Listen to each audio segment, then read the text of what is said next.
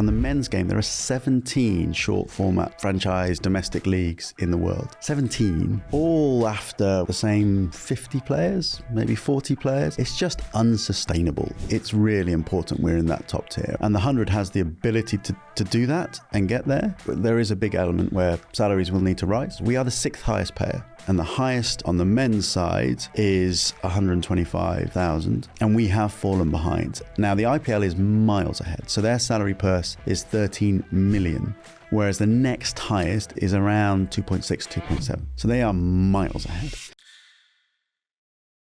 Vik, thank you so much for joining us. We're so excited to have you in the studio. Thank you. Welcome to Business of Sport. Thank you very much. My pleasure. Looking forward to it. Now, we love our cricket shows, and it's really exciting to have someone who's been both kind of on the pitch and now in the executive. But before we get into a lot of the work that you're currently doing with the ECB, I'd love a little bit of the background on your career in the game. Yeah, so quite a strange and twisted route through my career. I would love to say it's all been planned and carefully executed. I knew what was coming next. Absolutely not. A lot of luck, a lot of happenstance. So I was born in Yorkshire. I grew up in Birmingham, was part of the Warwickshire Academy as a kid. I lived in inner city Birmingham. Played with some, I was in Moen Ali, played with him as a kid, all those sorts of fantastic talents. Was released from Warwickshire Academy at 18. No one was surprised. I wasn't surprised. They weren't surprised. It was one of those, I got my letter and it was like, yeah, it's probably fair enough. And kind of off I went to university. Before I went to university, I spent 6 months out in Mumbai, which was on my own. India, very different. I'd been previously, my family's from India. But to go on your own as an 18-year-old kid, the culture shock was just mind-blowing. But on a cricket camp. So, and I mentioned that because then I came back and that had kind of flipped a switch in me in terms of my abilities and my view of how to play the game and think about the game. Came to university, and I remember on Wednesday afternoons, so I did economics, and Wednesday afternoons were econometrics, which is, and apologies to anyone that's listening that is very keen on it, but to me was the boring part of my course. It was like economics with more maths.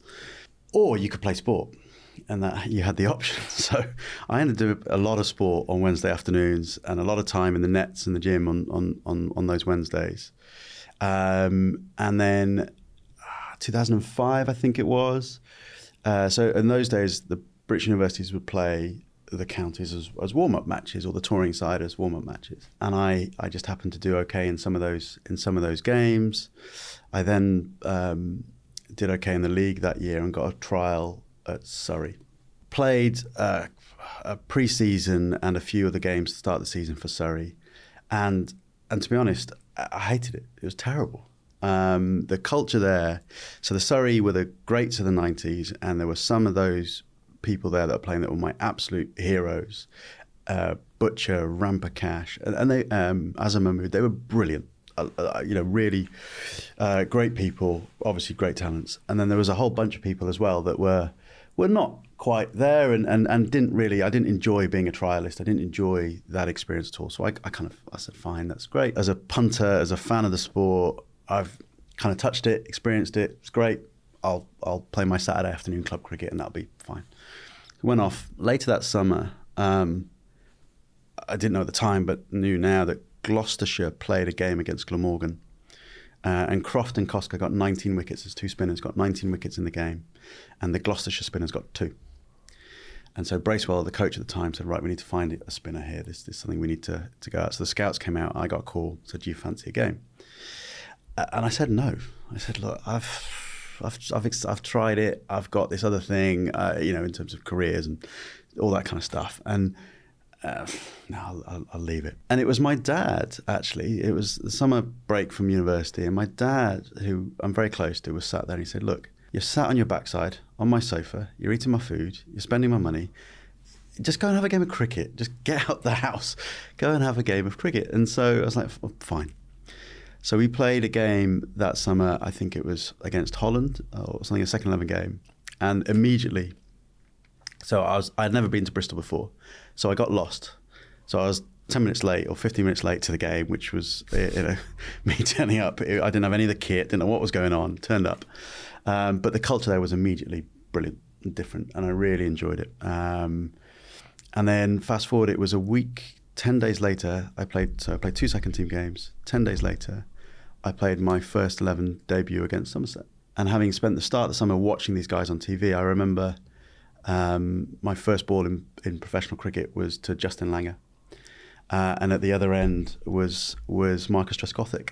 And because that 10 days was so surreal, I never really got any chance to get like nervous but I do remember standing at the top of my mark and John Lewis, who was the captain now, the England women's coach, kind of patting me on the back, kind of going, "Good luck, son," and wandering off to mid-off or wherever we went.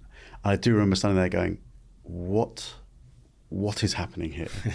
I could remember I remember got some heckle from some guy in the crowd that was in a 3-piece suit, but anyway, was heckling, and just stood there looking at I was watching on TV a month ago and watching the Ashes and all that kind of stuff, and there he is, and I'm bowling at him. How did you do? We got hammered. We got absolutely hammered in the game. I think the game finished in 2.5 days. But I did okay. So yeah, that was my journey into it, and then I ended up playing kind of 7 years of professional cricket. So that one game, that one experience, then changed your appetite to actually take the game and play it professionally. Because with the experiences that you had outside of it, that must have been a difficult decision actually to commit to it as a career. Cricket so it was pre-IPL in those days, and so the life of a cricketer, if you didn't make it for England, was comfortable. Not complaining or anything like that, but it wasn't the obvious choice that you'd go to. How much money did you make as a cricketer? So I did economics as a degree, graduated. I had friends going into the city in banks and all the rest of it, earning 50, 60 grand in those days as a starting salary. My starting salary as a professional cricketer was £11,000. Wow. I had to work, it was a 12-month of the year contract. Professional cricket in those days was coming out of the 6-month contracts where you went away and worked wherever in the winter and then came back. So it was a 12-month of the year contract, and I had £11,000. So I had to work I worked in a pub. You just had to, and you do your graduation and all your studies and all the rest of it. What was the star player on in the club? So in those days, you would get it would go to I think 100, 150,000. You'd have people that the gradient was definitely there, and you could earn big money. And if you went on to play for England in those days, you would get decent money through salaries, central contracts, and/or endorsements. But if you were just an average county player in those days, has that really changed though? Yeah, I think the PCA have done a great. So the PCA, the Professional Cricket Association, they've worked very hard. I don't think their county would get away now with paying £11,000. No, but like you're on like 70. Yeah, a decent county cricketer now, the salaries have gone up. Yeah, they have gone up.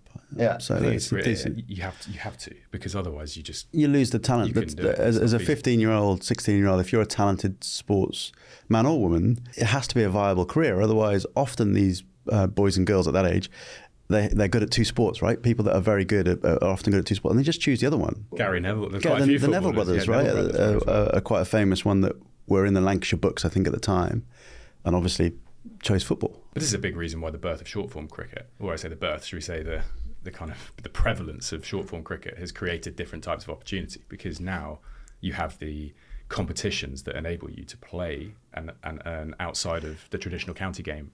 Or even international contracts. Yeah, the rewards now, if you are successful in cricket, are absolutely there and will continue to rise, in my opinion, as the demand in sports grows, right? So in any sport, players and the very best players in the world, whatever format, whatever type of sport, that's what people want to see. Even in sports you're not that big a fan on. I don't know if you guys did, but I spent a lot of my summer watching bits of the Olympics. No idea about what is happening on my TV screen and what the nuances of the sport are, but you can recognize and realize that these men and women are at the peak of human endeavor, and people watch it. And I think that's the same in any sport. So if cricketers now are successful and can make a name for themselves, the rewards there are huge, whether that's the IPL contract or the franchise leagues, or in fact, county cricket itself has risen wages and all the rest of it. You mentioned Langer and Trescothick. A lot of our conversations when we talk now to owners and executives within sports centre around the need to have star profiles, star players who are almost, their individual brands alongside a team. When you were playing, when you were kind of coming through that system and up to this day, do you feel that cricket is doing a really good job at creating those international stars? Yeah, I think that shift has happened almost in front of our eyes. The move from a team-based support through to a individual-based support. So my kids now will follow, frankly, in the cricketing world, whoever Jos Buttler is playing for, and that's their favourite team all of a sudden. So I think that is happening more and more. I think India has done a really good job at that. If you look at the IPL and you look at MS Dhoni, you look at Virat Kohli, they've made some real big superstars and names and individuals that have come through that and done it brilliantly. I think in this country, in cricket, I think we have some way to go. And I think we can be doing that better. And I think we are learning from other sports and learning from other areas of how to do that. But I think that's something that we can improve on. So we were chatting last night, and I was saying to Charlie, to what extent is the Indian success of, as you said, Kohli, or some of the great names that we've seen over the last decade, be superstars? They're superstars because they're in the primary sport of that nation, just like footballers are in the UK. And, I wasn't sure what cricket is in the UK, but to what extent is it just the fact that cricket is less of a primary sport in the UK versus in India, and that's why we don't have the stars? Yeah, look, that's a real tricky one, right? I mean, you've got 1.4 billion people in India, and who breathe cricket. One sport, it rules. Now, I'm seeing data now that's saying that's starting to perhaps shift, and they shouldn't sit on their laurels. But there's no doubt that is part of their success. I think it would be unfair to those that have run the competition to say that is the only reason for their success. I think they've used that and they've leveraged that, and they've done a brilliant job of commercializing and accelerating their growth. Given that in this country, football dominates, but not in the same way that cricket dominates India, but it obviously does dominate. We would say that cricket is in that second batch. So we've got about 13, 14 million followers of the game, active followers of the game in this country. How do you measure that? So there's some research that we do that is nationally representative, and it goes out I think it's 8 times a year. We cycle that through. So it's our research I think football's at 22, we're at 14, and rugby and then tennis are in and around that sort of area. But yeah, so we're in that camp. So did you see IPL and you're like, you know what, we need this. We need the star celebrity elements, and we need to bring that to British cricket? Was it a kind of direct inspiration? I think there clearly is some inspiration there. And I think there are two major aspects to it in terms of what the 100 and what we're trying to do now can bring. One is, so the IPL is clearly out there, but actually on the men's game, there are 17 short format franchise domestic leagues in the world. 17, all after the same 50 players, maybe 40 players. It's just unsustainable. It's not going to work. And I don't know what that's going to look like. I don't know whether some will go completely or they'll end up being kind of like a tiering around the world. That, is a bit of crystal ball stuff that no one quite knows. But when that split comes, when that change happens, which is happening at a rapid rate, it's really important we're in that top tier. I can see for the very top 4 maybe leagues kind of pulling up and pulling apart, and it's very important for English cricket that we are one of those. And the 100 has the ability to do that and get there. We just need to, go through this process to allow us to get to that top table. What will drive you to be in that top table in the 4? So in any sports leagues, there are 3 things that any sports leagues or competition needs to be successful. The first is those players, and I think that's the primary importance ones. If we have the very best players in the world coming to England, and that's domestic, so the English players, your Jos Butlers, Ben Stokes, etc., and global players playing in this country, in that competition, that's number one. That will drive it.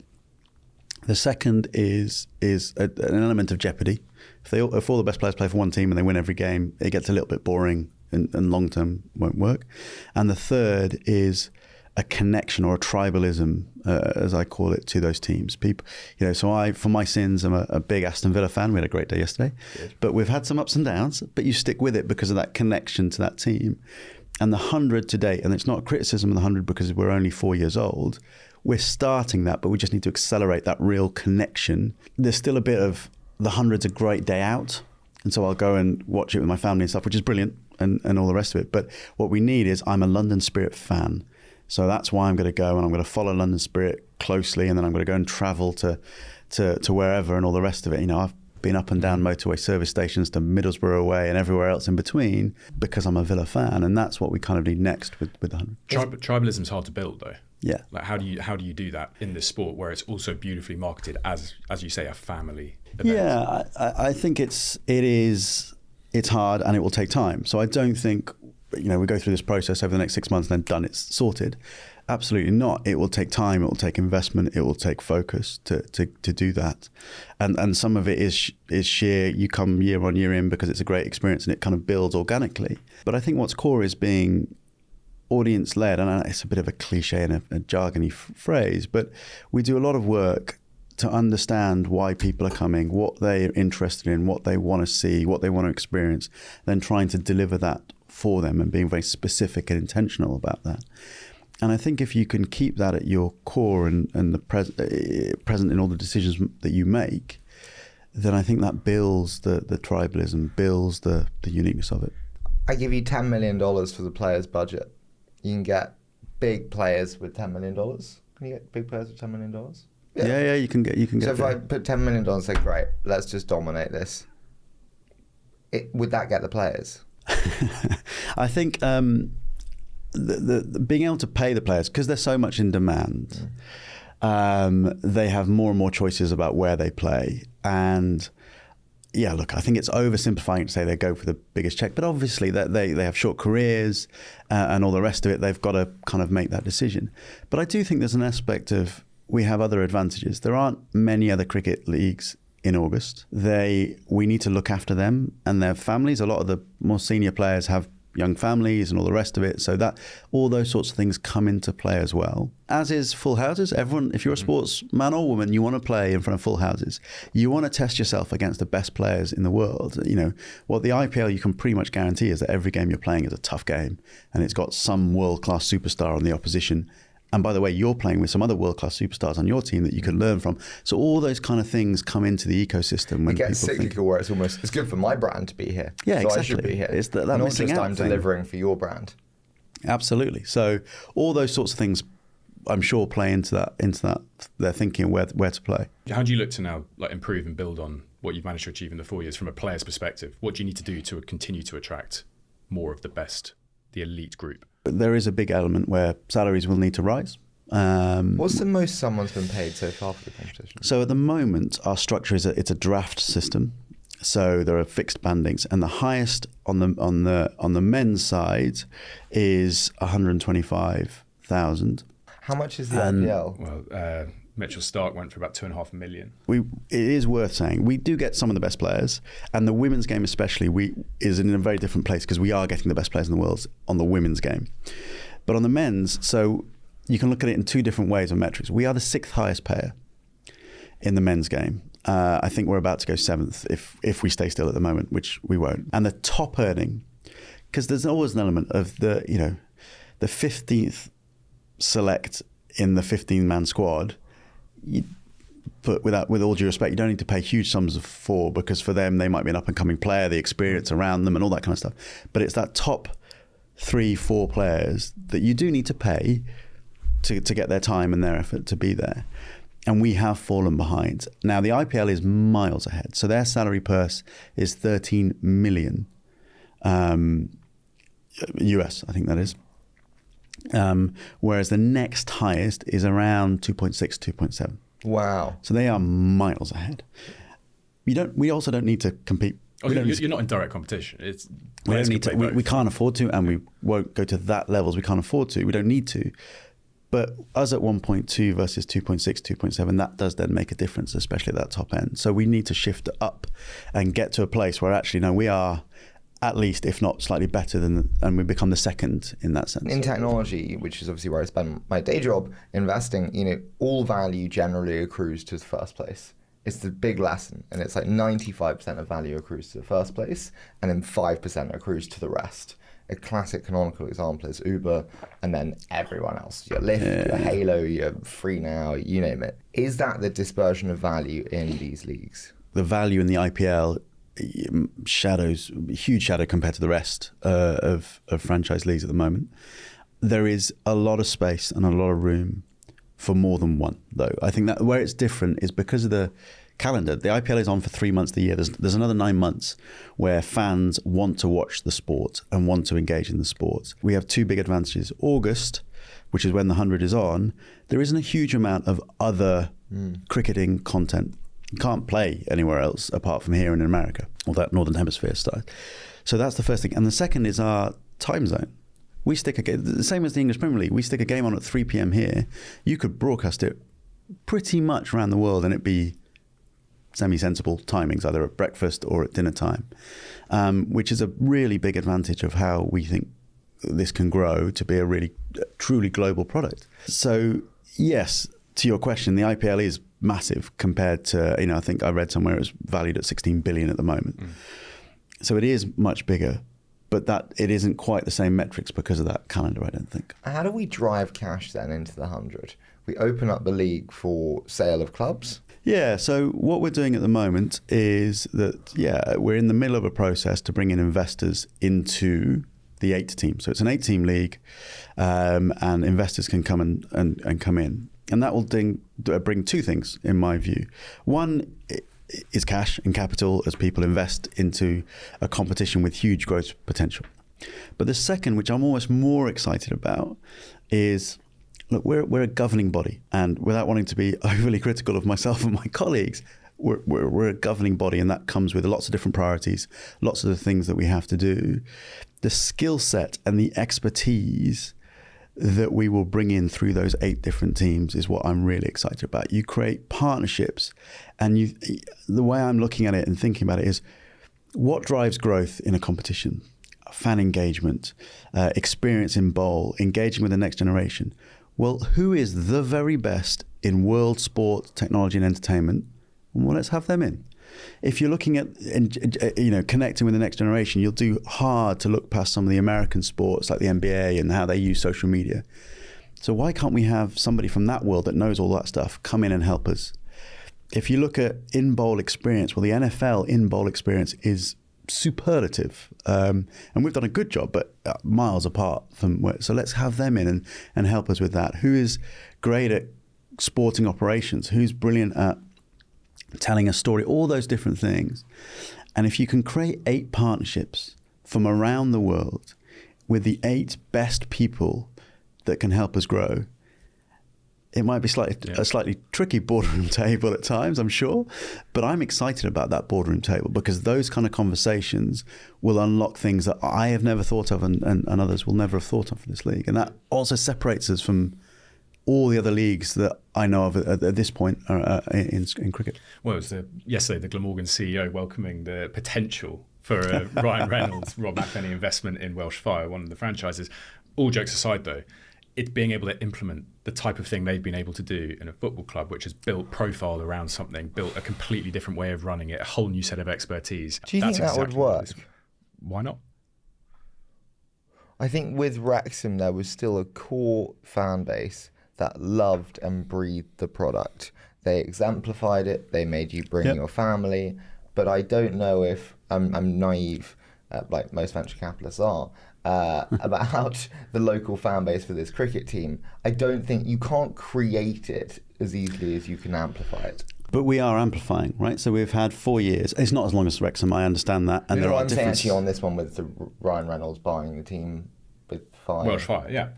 But we've sold, there's over the 4 years, there's millions of tickets that have been sold. There is a fan base. There's also a broader fan base for cricket. Even if there's only 2 million people that have bought tickets for the 100, many more that have watched it on television. Cricket in this country is 180 years old plus, with, as I said before, 14 million fans of the sport. So it is an amplification role that we're looking to do, as well as that growth that we're looking to achieve. So, what do the media rights look like for the business? Because with 2 million viewers, and that is a big revenue driver. So at the moment, domestic media rights are the majority of the revenue, which is split at the moment with Sky Sports, and we do have rights that go to the BBC to put it on free to air, which give us a huge amount of reach. What percent of revenue is media rights, broad speaking? You don't need to go specific. A big chunk. So it would be of the 100 specifically.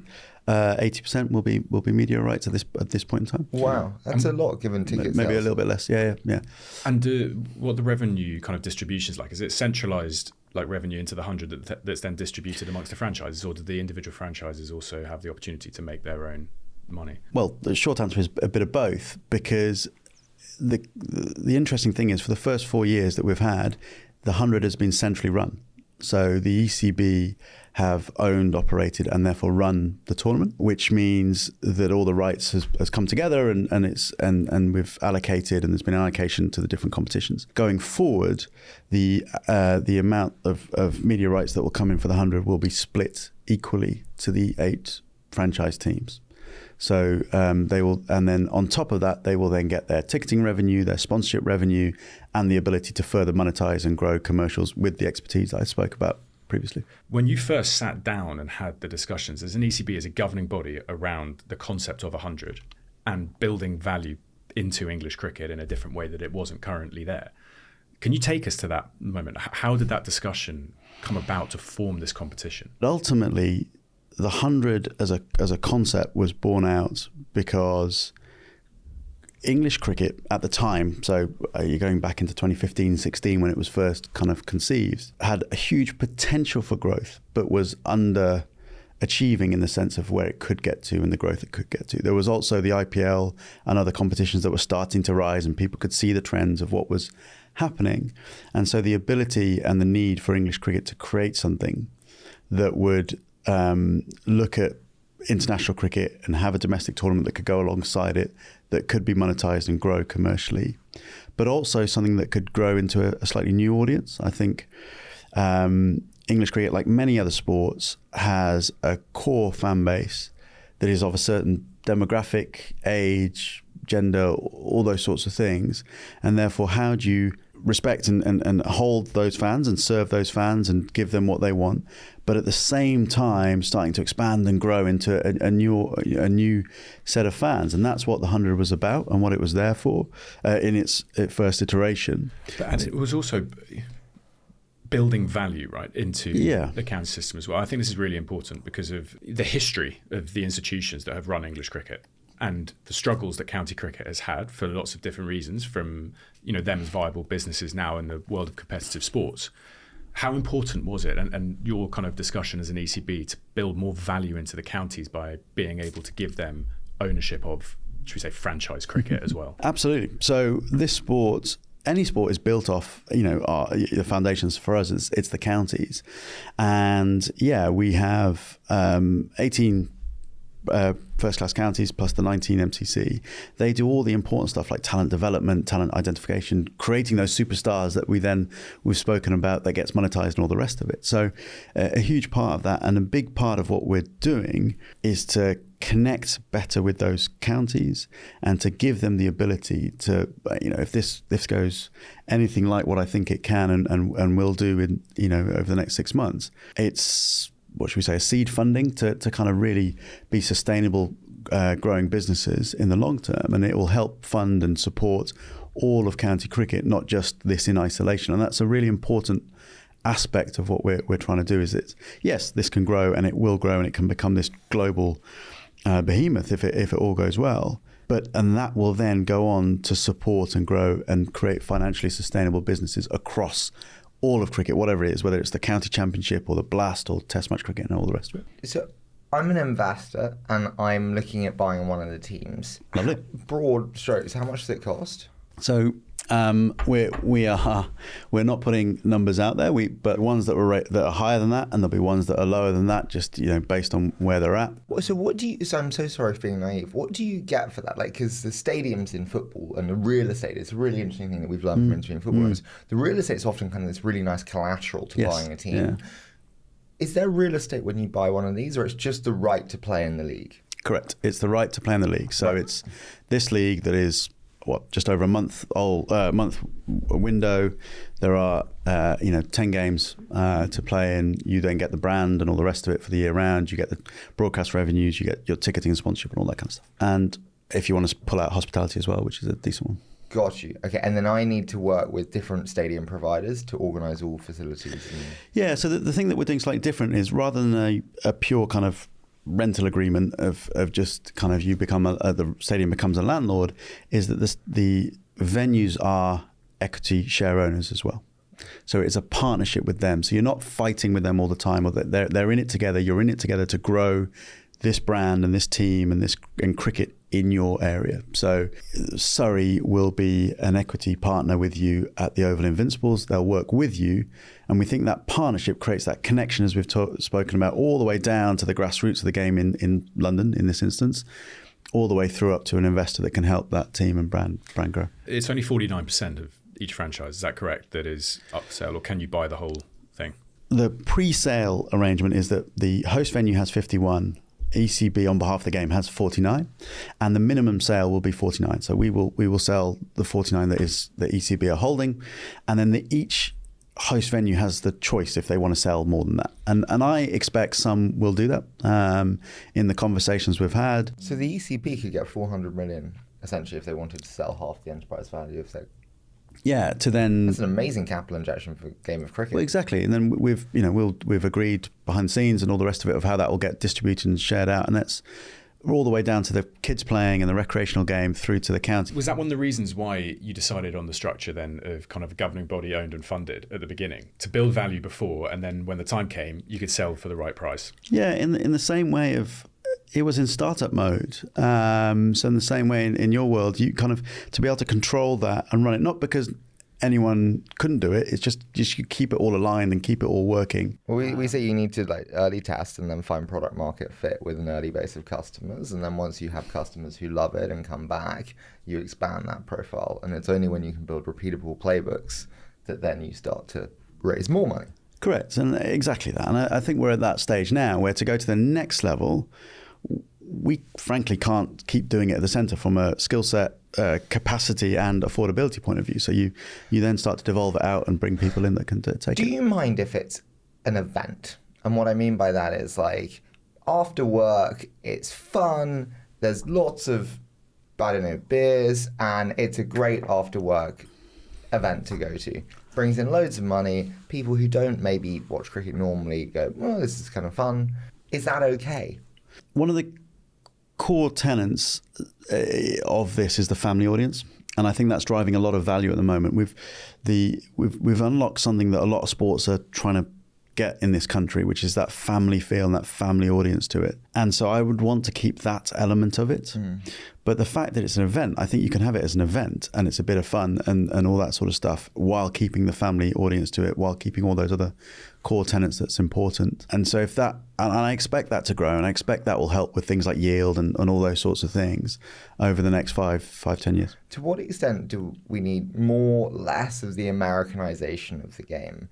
I know obviously there's 10 ball overs, and there's fun things that we've changed about the game to make it more engaging. But I remember Ivan Gazidis, who was CEO of Arsenal, who we had on the show, and he said actually when he went to America, the kind of mistake they made was they kind of tried to Americanize too much, and they called it the defeating victory or the destroying doom for names of teams, and it's that's just stupid. And so to what extent is it Americanized to create that hype and to create that excitement, versus retain a little bit? Yeah, I think that's important, right? This frankly isn't an American sport. It's English, and in terms of where it's located. So I think you've got to get that mix. And it might sound like I'm sitting on the fence a little bit, but there are some things that the American sports do amazingly, and you kind of want to take those bits of it and then take the bits that won't work in this country and kind of go, actually, we'll leave that, because there are things that actually are brilliant about what cricket is doing already in this country. And it's that mixture that will create a heady mix that I think can be exciting. I don't think there is ever when you move things globally, just a cut and paste job that you can do. So I think it is going to be a bit of continued iteration and learning and kind of audience testing and feedback and all the rest of it in terms of what will work and what will allow it to grow. How nervous were you? I mean, it's the first time a competition's actually changed the rules of the game, changing the structure. How nervous were you when that news was announced that this competition not only would be even shorter than the T20 game, but actually would be structured differently? Again, other people that can deserve a lot of credit for that. Look, it created a big stir. Of course it did. I think it did get conflated with two things. One is the need for a franchise-style tournament, and the second for a format. And because of the name, it kind of got conflated. And I think what gave myself and everyone reassurance those time was it wasn't just a kind of a bit of a whim, let's see how it goes, we'll change it just for giggles. It was actually, there's a lot of research that went into, at that time, there were three main barriers to why people wouldn't come to watch cricket. Time being the first one, and whether it's actual time, so a T20 takes kind of 3.5, 4 hours, finishes at 11 at night, all that kind of stuff, or the preconception that Test match cricket is 5 days and all that kind of stuff. So there was a time element. There was a complexity. So, as I said, I'm a football fan, 1-0. I know who's winning. But you go to a cricket match or you go to a Test match and there are numbers everywhere on this board. And what's happening? Who's winning? Is the question we often get asked. Who is winning? And then there was a preconception aspect that this was a sport not for me. It was a sport for bluntly white middle class boys, and those were the three bits of data and the loads underneath that we wanted to break. And the format fits within that. If you take a break from that tradition, it allows you to do a couple of things. 20 balls shorter might not seem a lot, but 40 balls and then you have the double headers. That's quite a lot of time that you can then shorten to allow it to fit into broadcast windows, to allow families to come when it's not too late at night and all those sorts of things. So that helps. It allows you to present the sport and talk to it to a different audience on the knowledge that actually for a hardcore cricket fan, it's not that different, right? 100 balls, 120 balls. Cricket used to be 8 ball overs. It's now 6 and then 5. It's not, we've done this before sort of thing. And then the other, the ability to do the double headers, the ability to have the women's game and put that front and center and be really strong and one of our core pillars. So we kind of had that knowledge that gave, I'm sure, people that were there fronting at the time, a lot of reassurance that actually this is done for the right reasons, whatever the pushback and all the rest of it might be. You did a really cool commercial sponsorship, right? In a different way, centralizing it, KP Snacks, and then all the affiliated brands to take a team. How did that work? Can you give us a little bit of the importance of creating a partnership like that for a new and emerging league? Yeah, look, I think KP Snacks was a great deal. Again, Sanjay and Tony were a big part of that, not myself. But almost sitting on the edge of it, looking in, I think we're creating a new league. We're trying to get to new audiences. What we had at the core was a very clear view of who those broadening audiences were. They were kind of, and one part of the family might be cricket fans, might not be, but it's families and it's young kids and all the rest of it. And so to go out there and have that clear message helped with conversations with brand partners. And KP Snacks came with a similar audience that they go after in that sense. And that was a really kind of partnership, and they've really helped us, and I hope we've helped them in terms of their reach and what they're trying to do. And so that partnership has been very strong for 4 years today. How difficult is it to place prices on things when it is a brand new competition, when you don't have any kind of previous data to be able to say this is how many people we know are going to engage with it? It's hard, and you talked about nervousness when we changed the format. For me, it was that first day, and we opened with a women's game, which there was plenty of people saying, well, that's not sensible and all the rest of it. But again, core to the principles at the time, the team were kind of like, no, and I remember that opening game at the Oval kind of going, I hope people turn up. And you kind of, because it's a one, you buy a ticket for both games, there is a bit of a risk that people will buy the ticket and then just turn up for the men's game later. And so there is always a little bit of that. Did that happen? No, we had a great turnout in that opening game, I think. Is attendance the same for female versus male games? No, we have broken a number of records for the women's game, so it's growing rapidly. It's done a great job for it, but across the piece, I think it's broadly just over half of total attendance for men's would attend the women's. But what's been fascinating is I think at the very start. Do you pay them the same then, or do you see what I mean? So prize money is equal, their experience is equal, so kind of coaches, hotels, all that kind of stuff is equal. It's also investment before revenue. I think I think the potential growth of women's cricket, I don't want to talk for other sports, but I think it's the same in other sports, but I'm no expert. But the potential for growth in women's cricket is huge. And you risk becoming a bit of a cycle, because if you don't invest it won't grow. So there is an element where we have to invest and we have to grow first to grow that audience. And then I do think, and there's reports out there that show the potential size of it can be huge. And I think it's a big part of our investment thesis. It's a big part of the 100 and what it's about. And I think of cricket in general, the potential for men's and women's to grow at different rates, I think, and with the women's growing quickly, is huge. What sponsor do you not have that you would love to have? We've done brilliant. The sponsorships we've had have been fantastic, given at the time a lot of them were taking an element of a leap of faith of this tournament that didn't exist. And so we've had a great set of sponsors and have at this point in time.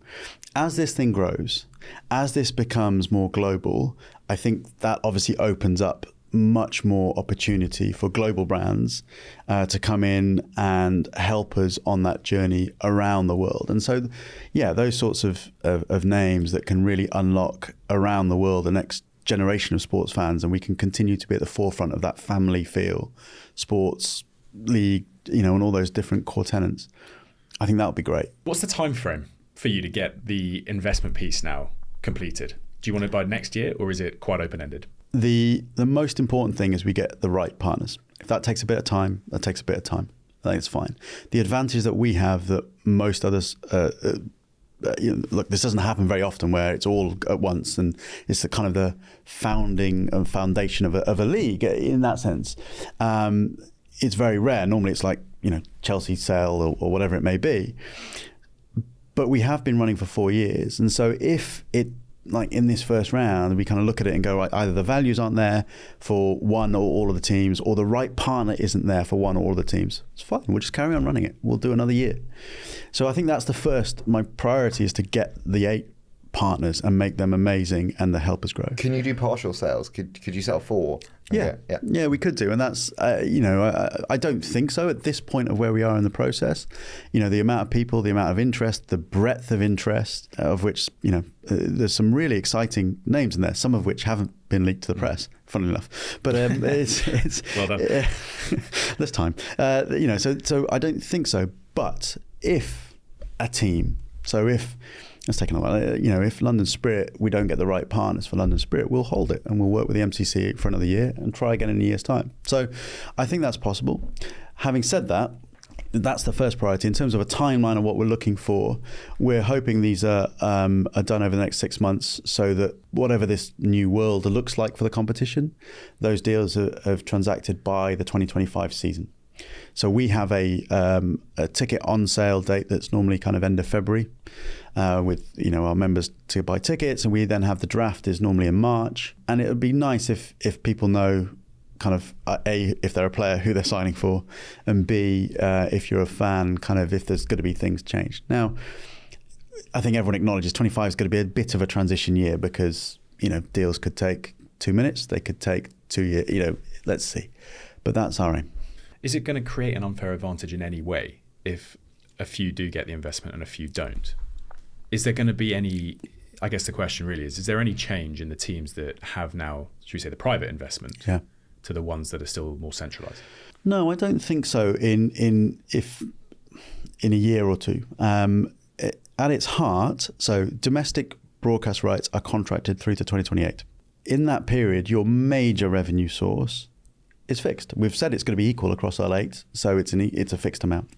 Your major cost line item will be the players, and there's a salary cap. So your big revenue item and your big cost item is fixed. So there won't, even whoever's funding it, it will be fixed. And so, there might be things that in a year people might be able to do around the edges. Of course there is. But in general, on the field especially, but also in a year or two, I don't see a huge divergence. Now, if that takes 10 years, then we're probably into a slightly different world. But holding it for a year or two, I don't see too much difference. We have a lot of investors and, should we say that group of people who listen to the show as well as the sports fans. If you are, if you're speaking to that group at the moment, what's the pitch? How do you sell the opportunity? The sales pitch. Okay. Look, I think there are three main reasons why this is a really exciting opportunity, in my genuine opinion. The first is cricket in general. So cricket as the fastest growing team sport around the world. It is the second biggest sport around the world. It is huge, and it's about to get an LA Olympics, as well as we've talked a lot about the IPL and the Indian diaspora already. So there aren't many truly global sports, which cricket, come 28, we've just had a World Cup in America as well, will be one of these truly global sports. The second reason, I think, is that, and linked to that, is the kind of the time zone and where we play. So we talked about August, not a huge amount happening in global sport actually in August. Plus we stick a game on it in the afternoon here, it can be broadcast around the world. So there's a great opportunity to do that with a cricket that's growing. And then I also think that the 100 itself, the team, and again, others deserve all the credit for this, but the 100 itself will create something a little bit special. And I do genuinely believe that in terms of the family audience that seems to have we've cracked to a bit, the gender and the women's sport and parity with the men's sport. And yes, we need to now look at who we can get in to take us to the next level. But there is a real something there around the 100 that will be, which is right for people to help us grow and progress and do that. So I do think there is a really big opportunity here. Quick fire round. Go for it. Let's do it. Which player who is not playing in the 100 would you most like to have in the 100? Virat Kohli. Fair. It's really boring, but an Instagram post from him being like, yeah. No, it's just because I'm a cricket tragic and I would really like to watch him play. There's no other scientific reason. I'm just thinking about engagement. It's just the whole thing. Yeah, I mean, all that stuff would be amazing, but I'm just a cricket tragic as well. Expansion franchises, are they on the horizon? Is there an opportunity? Yeah, I think they could be, like any of the leagues, I think they could be a great thing for the league as the league grows. Having said that, it needs to happen in the right way. So we've talked about 2029 being the earliest to give us time to bed in and see how this thing grows. And there's a whole set of criteria to make sure, A, that the player pool is there, so it's still best versus best on men's and women's. B, the competition has grown, so an investor today doesn't lose out, but actually benefits from that, as well as the whole game. And then C, that if a venue wants to come in to be a new team, it's ready. It's got, the right capacity, the right sort of ability to sell the tickets, all those sorts of things. So there's a whole set of criteria. But if done in the right way, I think it can be brilliant for the competition. What have you done with the 100 that you wish you hadn't done? There are loads of learnings, right? You create something like this and you're changing and you're pushing things. There are things that we could have done. What I would have loved to have seen is an ability to connect with our current audience a bit more. I think we've made life a little bit hard for ourselves in those early days in alienating some of the core. Now, some of that's inevitable, and because people don't like change, and especially, all that sort of stuff. But actually, if we could have positioned it a bit, differently in hindsight, and hindsight's 2020, so that we could have kept, like any other business, right? You want to hold on to your core consumers while tough. Growing, but it's tough, and that's some of the learnings that I'm sure that we can, if we reflect in the cold light of day, we could have done better. You mentioned Sky Sports and BBC being great partners. Yeah, brilliant. What about, should we say more OTT partners in the future? Is that something to look at as well? Different distribution models? Yeah, look, and that world is changing at such a rapid rate. It's incredible, really, and who knows where it'll be in 5 years' time. At the moment, in this country, given cricket and where we're at, I think the kind of more linear Sky and all those sorts of players are the predominant area. But I can see OTT growing and growing quickly, almost to a point where you wouldn't want to predict where that is. We just, as a sport and as a kind of administrators of the sport, we just have to be agile to what that world kind of starts to look like and be able to move in that direction. But whether it's short form, kind of, which the 100 is kind of designed for, even further short form clips and all the rest of it, OTT or matches or highlights and all the rest of it, I can absolutely see that growing. Are we one day going to have the 10? No, I think that, you can't go too short because the narrative, you lose that narrative. But 10 balls hit out. That's the TikTok. We did have a shootout. We had our version of a penalty shootout in the Eliminator this year, so the semi-final, if you like. So 5 balls each. It was a tied match after the end of the 100 balls, and so it's 5 balls each. See how it goes. That was quite fun. I enjoyed that. Final one, which is for me, what would you do if you knew you would not fail? I think if we knew we'd not fail, I would accelerate the journey that we're on and potentially get there quicker, in that sense of get the best in the world. If we knew it wasn't going to fail, get money, get investment into it, get skill set into it, create something really different and exciting and continue to set the bar. There are some things where I think, for example, the women's game, where we've set the bar and now everybody else is caught up. What's the next thing? And what's the next risk that we're willing to take in a positive way to drive women's sports to the next level? Let's do that. And let's go with that and go and keep setting the bar for sport around the world at each stage. This has been amazing. You can see we play the good cop, bad cop. That's why he has friends and I'm a venture capitalist. So thank you so much for doing this. No, I've and enjoyed we it. loved having you. Yeah, no, it's been brilliant. Thank you.